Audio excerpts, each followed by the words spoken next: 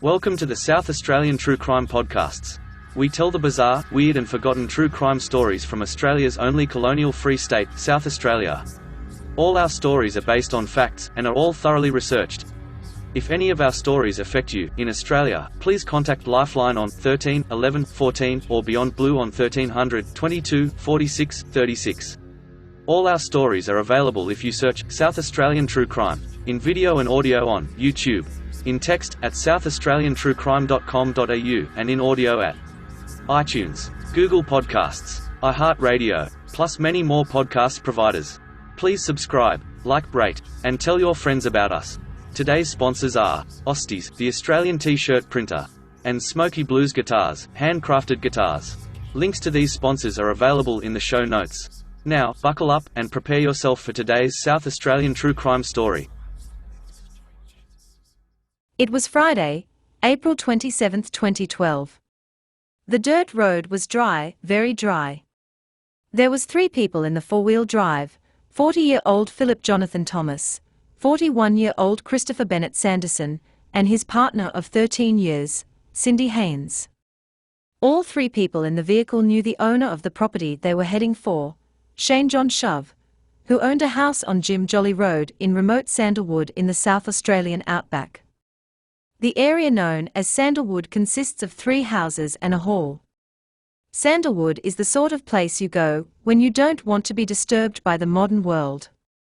It's dry and dusty, 176 kilometres east of Adelaide.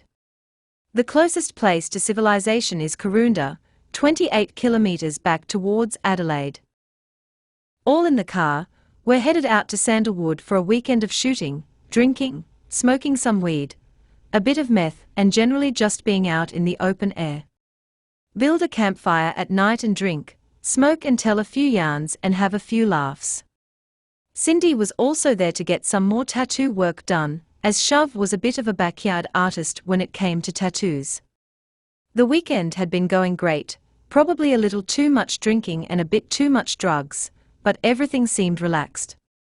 However, Shove became more and more paranoid that Thomas and Sanderson were there to steal his weed.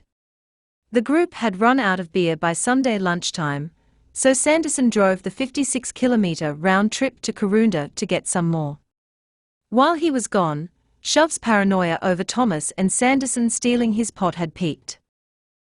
Shove grabbed a gun and pointed it at Thomas. All Thomas managed to say was, "What the hell are you doing?" And Shove fired, hitting Thomas straight in the heart. Thomas dropped to the floor and was dead before he hit the ground. His body left laying on the back veranda just as Sanderson pulled up the drive with more beer. Cindy, who had witnessed the killing of Thomas, ran out the front of the house to warn her partner, but she was too late. Shove had run around the house and confronted Sanderson, asking him why he was trying to steal his drugs. When Sanderson replied that he wasn't, Shove shot him in the head. Cindy ran to Sanderson and held him in her arms as he died. All Shove could say was, "Tell them I did it in self-defense." Cindy phoned the police and hid in the four-wheel drive until they arrived and arrested Shove. During his court case, the prosecutor told the courts that Shove became more and more paranoid as he consumed more drugs. He believed the 2 blameless men were out to steal his pot.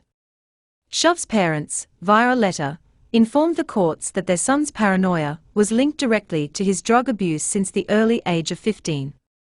The judge stated that this was a cautionary tale of the effects of drug abuse. The lives of 2 innocent men senselessly ended. In doing so, Shove has destroyed his own life and that of many others. Shove pleaded guilty and accepted that he had no justification for doing what he did. Initially, the judge set a non-parole period of 33 years. But because of his guilty plea, and the fact that he showed he was genuinely remorseful and ashamed, the judge lowered his non-parole period to one of 26 years. Thank you for listening to another South Australian True Crime podcast. I hope you have subscribed, liked, and left a comment. We will be back real soon with another story from South Australian True Crime. Don't forget our sponsored AUSTEES and SMOKY Blues Guitars. We hope to be in your ears again real soon. In the meantime, remember, don't get murdered.